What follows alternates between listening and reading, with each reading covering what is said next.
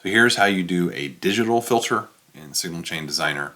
So if I take a filter block and I drop it after an ADC, then I'm going to get a digital filter screen.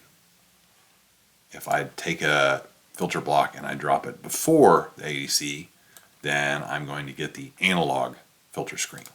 So make sure you drop the filter after the ADC. And now I can go in here and I can pick if I want an averaging filter or if I want more of a standard second order or first order filter.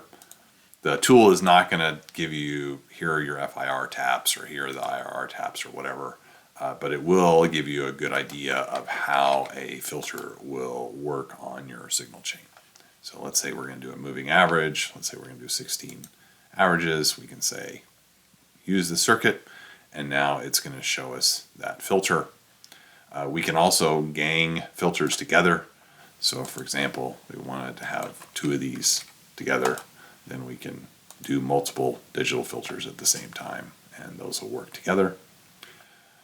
Another thing is there are some hardware products some ADCs that support filtering themselves. So if they do, you can go, there'll be this little wheel here under the ADC, and there'll be some information. So for a lot of our SAR converters, it'll be called averaging, and you can turn this averaging, and that's just a moving average filter, so you can see behavior there.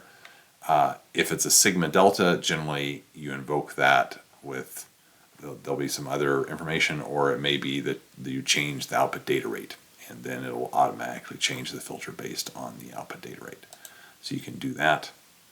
And again, you can use this filter in combination with any other filter that is in the tool. So that's how you do the digital filters in the tool.